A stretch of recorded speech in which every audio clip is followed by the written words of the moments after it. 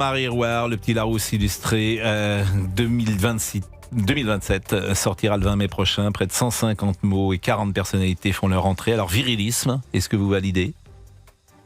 Écoutez, vous savez, c'est pas à moi de valider. L'Académie a son dictionnaire. Est-ce que vous aimez ? A son dictionnaire. Est-ce que vous trouvez que c'est bien qu'il y ait des nouveaux mots ? Écoutez, tout dépend. Virilisme, je vois pas très l'intérêt, mais c'est pas grave. Mais ce qu'il faut bien comprendre, c'est que ces dictionnaires sont des affaires commerciales. C'est-à-dire, elles ont besoin, chaque année, de renouveler le stock. Ce qui n'est pas le cas de l'Académie. Parce que l'Académie n'est pas une affaire commerciale. Ça ne vous a pas échappé. Donc, chaque année, ils rajoutent des mots. Mais comment naissent les mots ? Comment naissaient les mots ? C'est une question qu'on peut se poser. Et ça a diamétralement changé. Autrefois, c'était le peuple. C'était le langage du peuple et qui arrivait dans le tamis de l'Académie. Et l'Académie, disons, acceptait un certain nombre de mots. C'était l'usage. C'était l'usage. Aujourd'hui, c'est complètement différent. La source de la langue française, c'est la publicité et ce sont les journalistes. Donc ça a complètement modifié les choses et la tendance de... Bon, j'adore le petit Robert, j'adore le Pierre Larousse, c'est un très bon dictionnaire, c'est pas la question. Mais leur tendance, c'est d'être au goût du jour. Au goût du jour, alors que le goût du jour, c'est ils prennent des mots, voilà. Bon, j'entends ce que vous dites, mais ce qui m'intéresse, c'est votre avis sur ces mots. Est-ce que, par exemple, crush, ça vous plaît ? Parce qu'il y a des jolis mots parfois. Je trouve que crush, c'est pas mal. C-R-U, j'ai eu un crush pour vous. Qu'est-ce que ça veut dire ? Ça veut dire je suis amoureux de vous. Oui. J'ai eu un petit crush. Un petit coup de j'ai eu un petit crush. Mais qui dit ça ? Mais c'est quand même navrant. Olivier, d'accepter les mots qui ne sont pas courants. C'est l'usage. Jean-Marie, avec tout le respect que j'ai pour vous, c'est pas les journalistes qui utilisent ces termes, c'est les gens. Pardon, dinguerie, crush, c'est dans le langage courant aujourd'hui. C'est pas que les journalistes. Je vous parle pas de dinguerie, je vous parle de crush. Bon, crush, je ne connaissais pas ce mot. Ah oui, mais là, parce que vous êtes un vieux con. Oui, non. Vous avez raison. Non, mais les jeunes, sérieusement, les jeunes, par exemple, quand ils parlent entre eux, ils disent tiens, t'as un petit crush pour elle. Mais c'est hyper répandu, hein. C'est très répandu, vraiment. C'est très répandu. Oui, parce que c'est un anglicisme, simplement. Oui, bien sûr. C'est le mot anglais.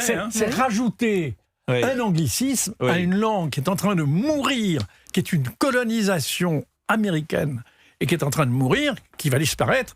Et je répète ce que je dis tellement souvent, dans 30 ans, vous n'aurez plus de langue française. Ça sera une langue morte. Non, on disait ça déjà différent.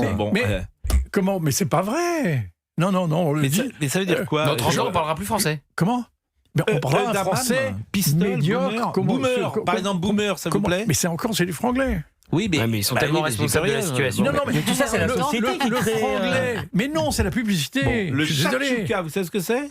Pardon ? Il y a des mots liés à la gastronomie arrivent comme shakshuka. Oui. Un plat de cuisine mijotée d'origine maghrébine, mais aussi chai, thé épicé venu d'Inde, kadaïf, pâtisserie filée orientale, ou encore tataki, une technique japonaise de cuisson qui laisse à l'intérieur. C'est bon, ça me surprend.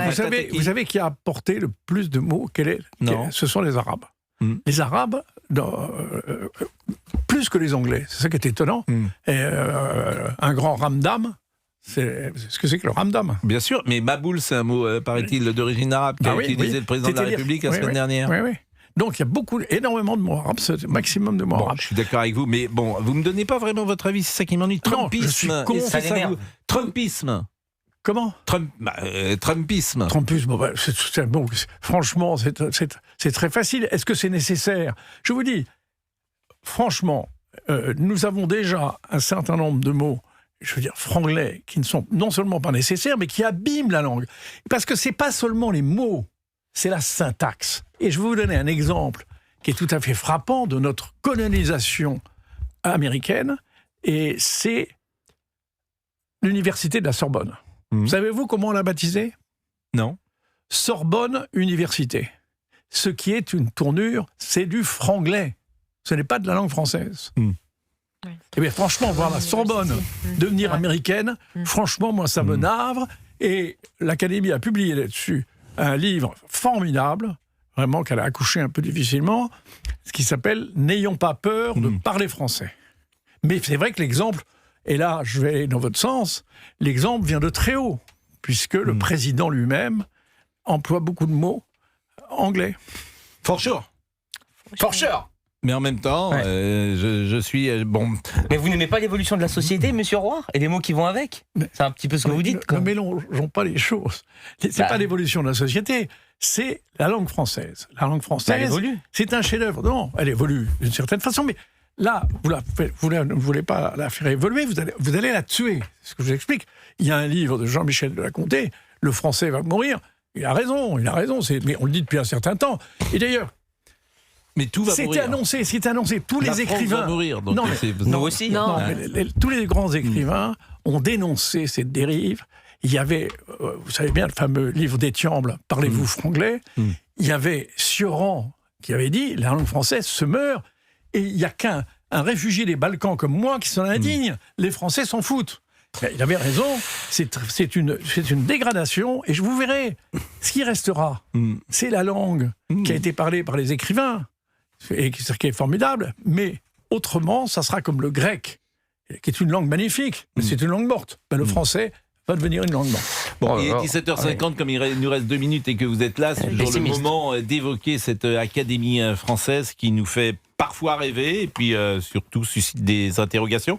Il y a combien de sièges vacants en ce moment à l'Académie ? Il doit y en avoir 4. Moi, je le savais quand j'étais candidat. Bon, la dernière élection, c'était celle de Boualem-Sansal ?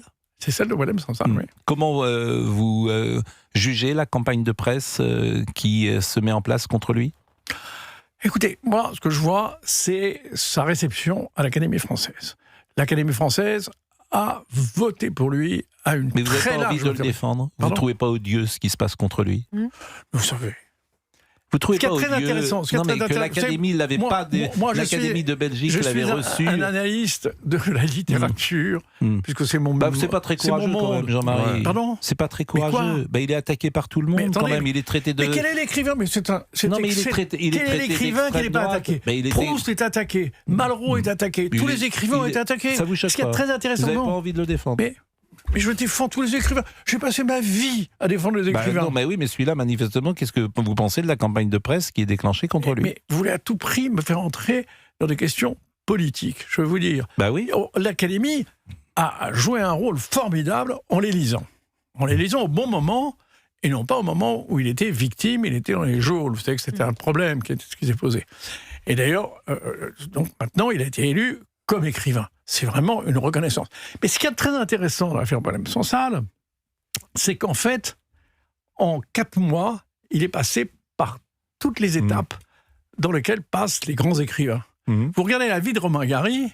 Romain Gary, en 30 ans, il passe de la célébrité, et ensuite il est détesté, ensuite il remonte, et maintenant, il est au pinacle.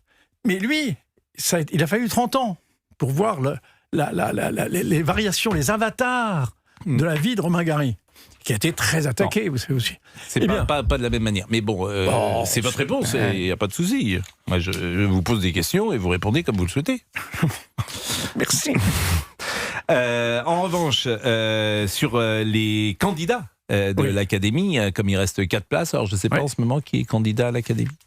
Pour l'instant, on attend les candidatures. Tout le monde peut se présenter. Moi, je peux. Attendez-vous. Bien sûr. Je peux, Monsieur Roy. Vous n'avez pas besoin d'avoir eu votre bac. Vous n'avez pas besoin d'avoir eu votre bac. Tout le monde peut se présenter. Et on peut se présenter à partir de l'âge de 15 ans jusqu'à l'âge de 90 ans. Et comment on fait ? On envoie une lettre, on dit vous envoyez une lettre au secrétaire. Non, pas moi. D'accord. Je ne suis pas secrétaire perpétuel. Secrétaire perpétuel. Ça, c'est très hiérarchisé. Et vous vous présentez. Et puis, si vous avez réussi à séduire.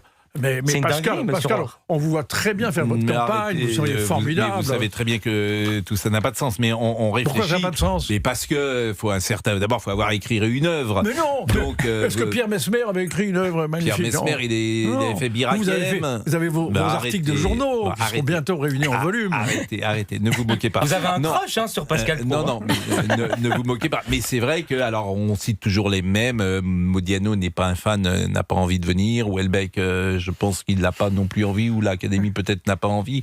Les grands écrivains du moment, Emmanuel Carrère n'a pas envie non plus, sans doute. Pour l'instant, il était un peu gêné par rapport à sa mère. Vis-à-vis de sa mère. Bon, après, vous avez effectivement, c'était bien le journaliste du Figaro, notre ami Éric Neuhoff, qui a été élu, et c'est une plume intéressante, Éric Neuhoff, parce que c'est aussi un homme de culture. Vous avez également le dramaturge, Florian Zeller, qui a été élu, et ça c'est une bonne chose, parce que ça rajeunit, et puis c'est des gens de talent, les deux personnes. Pourquoi vous les rajeunir ? Qu'est-ce que vous avez contre les... Parce que c'est pas mal de donner un petit peu de nouveauté. Je plaisantais. Quand je dis rajeunir, de nouveauté. Ouais. Bon, il n'y a pas beaucoup de femmes, hein.